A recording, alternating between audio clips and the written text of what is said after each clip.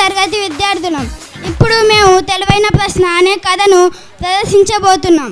చూసి ఆనందించండి. ఈ కథలోని పాత్రలు విజేంద్రవర్మ రాజు, రాణి, రాకుమారి,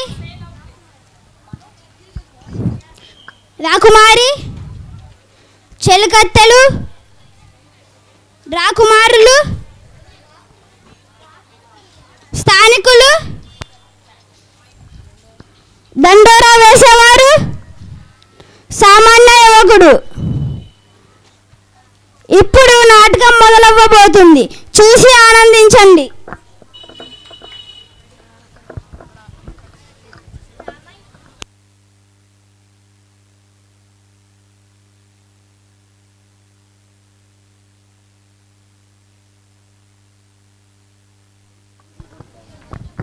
రామయ్య, ఎక్కడికి వెళ్తున్నావు? రాజుగారి ఆస్థానానికి. మహారాజు విజయవర్మ గారు చాలా మంచివాడు. ప్రజలను కన్నబిడ్డ వలనే చూసుకుంటారు. యువరాణి, రండి, అలా ఆరుబయట విహరిద్దాం. వస్తున్నా, పద, అలా విహారానికి వెళదాం. యువరాణి, ఊహల్లోకి వెళ్ళకండి.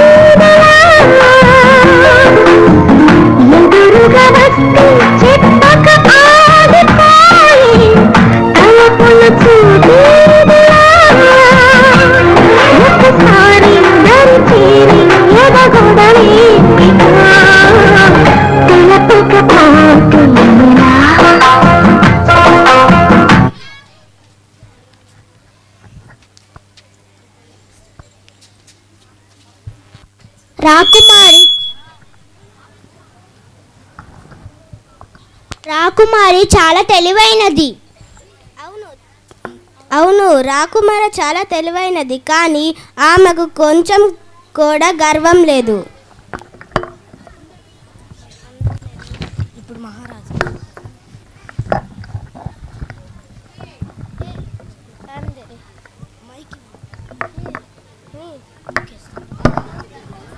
మహారాజా, మీకు ఒక విషయం చెప్పాలనుకుంటున్నాను. చెప్పండి మహారాణి. మన కుమార్తె యుక్త వయసురాలైనది. తగిన రాకుమారిని చూసి వివాహం పెట్టదలుచుకుంటున్నాను. అలాగే మహారాణి, అలాగే చేద్దాం. తప్పకుండా మహారాణి. పితృదేవ, నా వివాహానికి స్వయంవరం ఏర్పాటు చేయండి. ఉత్తమ వ్యక్తిని ఎంచుకొని వివాహం ఆడదను. అయితే నేను పెళ్లి చేసుకున్నటకు ఒక షరతు పెడతాను. ఆ షరతులో ఎవరైతే సరైన సమాధానం చెబుతారో వారినే నేను వివాహం ఆడతాను. తప్పకుండా మహారాణి, వెంటనే ఈ విషయం ఇరుగు పొరుగు రాకుమారులకు కబురు పంపుతాను.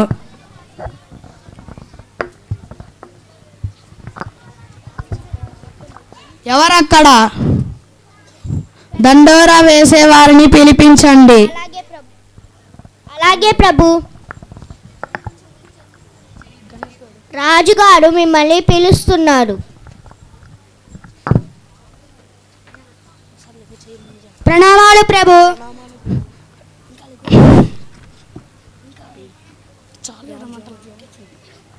ఈరోజు విజయనగర సామ్రాజ్యంలో స్వయంవరం ఏర్పాట్లు చేస్తున్నాం.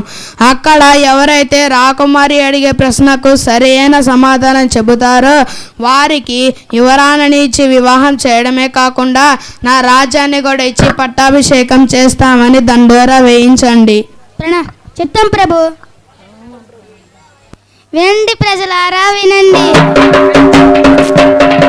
ఈరోజు విజయనగర సామ్రాజ్యానికి రాజైన విజేంద్రవర్మ గారి కుమారై స్వయంవరం ఏర్పాటు చేస్తున్నారు. ఆ ప్రశ్నకు ఎవరైతే సరైన సమాధానం చెబుతారో అతనికే రాకుమారినిచ్చి వివాహం ఆడతారు. అలాగే కాక రాజ్యాన్ని ఇచ్చి పట్టాభిషేకం కూడా చేస్తారట. కాక ఆసక్తి గలవారు వచ్చి పాల్గొనవచ్చును.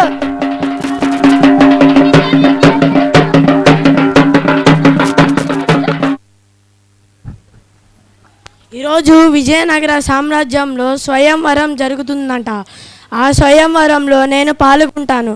అక్కడ యువరాణి గారు ఎటువంటి ప్రశ్న అడుగుతుందో వేదాలు గ్రంథాలు పఠించాలి.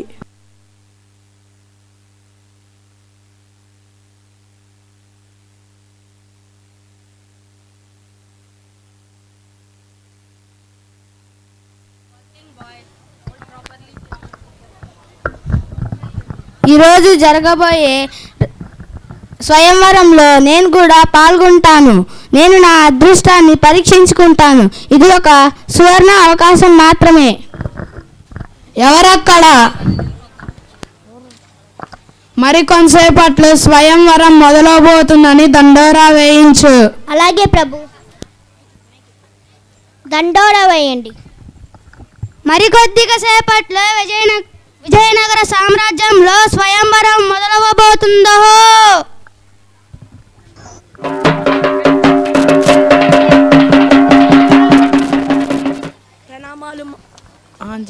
ప్రణామాలు మహారాజా. ఆసీనులు కండి. ప్రణామాలు మహారాజా. ఆసీనులు కండి. సుగుణలత, నువ్వు అడగాలనుకున్న ప్రశ్న ఏమిటో వినిపించు. అలాగే మహారాజా, అందరూ వినండి. ఈ సృష్టిలో మీ జీవనానికి కావాల్సినవి మీకు జీవితాంతం అందించి మిమ్మల్ని ప్రేమతో ఆదరించే గొప్పవారు ఎవరో మీరు చెప్పగలరా? ప్రభు, ఈ ప్రశ్నకు నేను సమాధానం చెప్తాను. అలాగే నీ జవాబు ఏంటో విన్నవించుకో. ఈ సృష్టిలో అందరికంటే ఆధారంగా ప్రేమగా నా కుటుంబ సభ్యులు నన్ను చూసుకుంటారు. నాకు కావాల్సినవి ఏర్పరుస్తారు, ప్రేమను పంచుతారు, జీవితాంతం నాతో తోడుగా ఉంటారు. కనుక కుటుంబ సభ్యులు గొప్పవారని నా ఉద్దేశం. ఈ సమాధానం నాకు సంతృప్తి కలిగించలేదు. ఇంకా ఎవరైనా ఉన్నారా? ప్రభు, ఈ ప్రశ్నకు నేను సరైన సమాధానం చెబుతాను. అలాగే నీ జవాబు ఏంటో విన్నవించుకో. ఈ సృష్టిలో మనకు జన్మనిచ్చిన తల్లిదండ్రులు మనకు కావాల్సినవి ఏర్పాటు చేసి విద్యాబుద్ధులు నేర్పుతారు. అలాగే మనకు కావాల్సినవి అందిస్తారు. కావున తల్లిదండ్రులే గొప్పవారు అని నా అభిప్రాయం. ఈ సమాధానం కూడా నాకు సంతృప్తి కలిగించలేదు. ఇంకా ఎవరైనా ఉన్నారా? నేను చెబుతాను. ప్రణామాలు మహారాజా. ఈ ప్రశ్నకు సరైన సమాధానం నేను చెబుతాను. నాకు ఒక అవకాశం కల్పించండి. అలాగే నీ జవాబు ఏంటో విన్నవించుకో. ఇంతకుముందు చెప్పిన సమాధానాల్లో తల్లిదండ్రులు, భార్య, తోబుట్టువులు మనతో కొన్నాళ్ళు మాత్రమే ఉంటారు. కనుక మన జీవితాంతం మన వెంటనే ఉండి పీల్చుకోవటానికి గాలిని, తాగడానికి నీటిని, జీవనాన్ని కొనసాగించడానికి వెలుతురిని, ఉండడానికి చోటుని ఆదరించే వాయువు, వరుణ, సూర్య, చంద్రులు, భూమాతల కంటే గొప్పవారు మానవునికి ప్రపంచంలో ఎవరూ లేరు. కనుక తల్లిదండ్రులు, భార్య, తోబుట్టువులు గొప్పవారు కారని నేను అనడం లేదు. వాళ్ళు ముఖ్యులే, కానీ వాళ్ళు జీవితాంతం మనతో ఉండలేరు కదా. కనుక వాయువు, వరుణ, సూర్య, చంద్రులు భూమాతల కంటే గొప్పవారని నా ఉద్దేశం. నా ప్రశ్నకు సరైన సమాధానం చెప్పి నన్ను తృప్తిపరిచారు. చెలికత్తెల్లారా,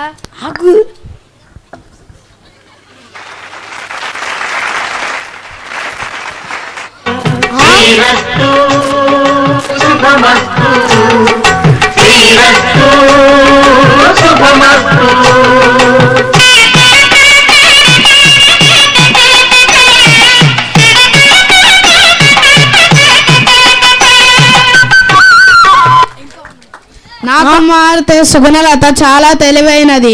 సరైన రీతిలో సరైన యువకుని భర్తగా ఎంచుకోవడం నాకు చాలా సంతోషంగా ఉంది. మంత్రివర్య, రాజుగా పట్టాభిషేకానికి ఏర్పాట్లు చేయండి. అలాగే ప్రభు. ఆశ్చర్యంగా ఉంది. యువరాణి గారు చెప్పిన ప్రశ్నలో ఇంత అర్థం ఉన్నదా? ఆ ప్రశ్న అంటే ఇదేనా?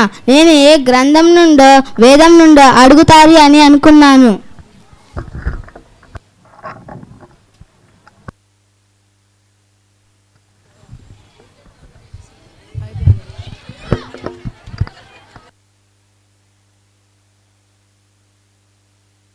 ధన్యవాదములు. చూశారా, యువరాణి రాజ్యాన్ని గాని ధన సంపదను ఆశించక యోగ్యులైన భర్తను ఏ విధంగా ఎంచుకున్నదో, తెలివితేటలు ఉంటే ఎలాగైనా జీవించవచ్చు అని చాలా చక్కగా తెలిపారు మన చిన్నారులు. వాళ్ళకి ఒక్కసారి చప్పట్లు.